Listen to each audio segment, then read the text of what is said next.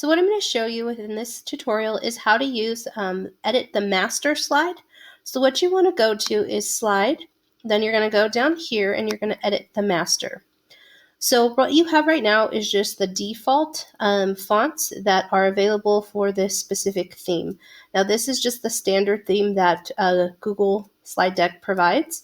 So what you can do is we're on this particular layout, which is just the title and like a subtitle. So if you want, you can go ahead and customize your font. And anytime you use that specific layout, it's going to keep this or these specific settings, and it's going to go ahead and have that saved there for you. So what you're doing right now, again, is you're editing the master slide. So the next layout that you have is which is a section header. Again, you can go ahead and customize that specific slide. Now this is the basic title body slide that you'll use. So if you want to go ahead and customize this instead of having to change the font every single time you add one of these, or maybe copying or whatever hack that you've learned, this will save you some time. So that way you don't have to change anything or duplicate anything. It's just a one-stop shop. So again, you'll have the ability to customize this. And because you are editing the master, you are going to keep those changes. So the only way that you'll be able to change that is if you manually do it, or if you go back and edit the master again. So again, this is just a quick tutorial. I just want to show you the ability that you have and the nice variety of what you have to do with this. So once you're done with customizing everything that you want, and there's a lot that you can customize, what you'll do is you'll go ahead and click out of it, and there you go. That was what we saved for the first one. If we go to the next one, it changed our font to a new font as well. Now, why would you want to use something like this? So for example, if you create some presentations and maybe you want a logo to be on that specific slide and you want it to appear on all your slides, I'll show you what that looks like. So I'm going to go ahead and search in my drive,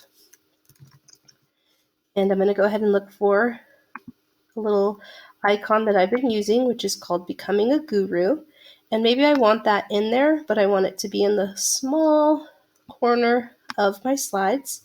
So what you'll see now is, actually, I'm not editing the master, so I need to go back to editing the master. See? Learning as I go. So what I want, again, is I'm going to go to my drive, find that file again that has my image, and anytime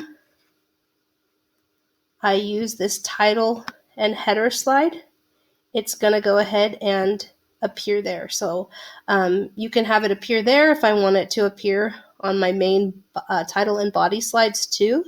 I can go ahead and use that again. So again, you just have to format it accordingly. But maybe I don't want it to be at the bottom, I want it to be up here.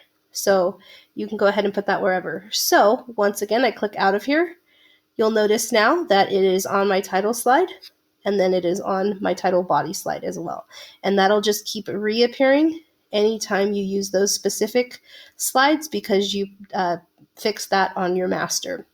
Now, other reasons why you'd want to use this feature is if you want to maybe build a diagram in the back.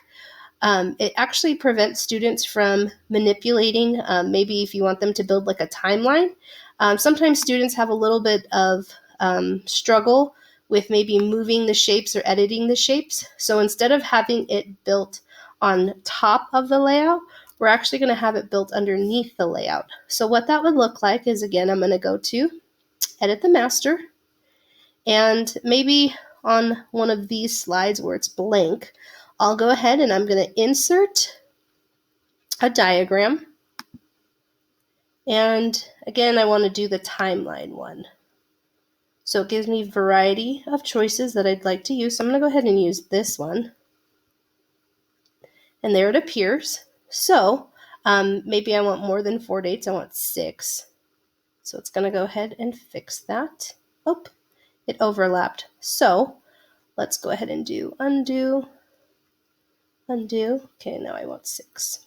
All right, so what we have now is this is going to be the standard timeline that I'm going to use, but obviously I want to delete the text. because I obviously don't want my students to have that. They're going to be able to create their own timeline. All I want is just the diagram background. So I would do this for this specific slide, and then I will be using this slide in part of my assignment if I want my students to create a timeline or a diagram. So, apologize for that. So what you would want here is the ability to maybe change this font as well. And then once I close that, you'll go ahead and see as I insert that specific slide, again, it kept the format of everything. And now my students have the option of using the text box feature, and they can go ahead and insert their text and go ahead and start editing their diagram. So you can even customize this for them and put the text boxes there. What's nice about this is they don't have the ability to manipulate any of the diagram. They just have the ability to manipulate the text. So I hope that you find this tutorial helpful. If you have any questions, let me know. Thanks.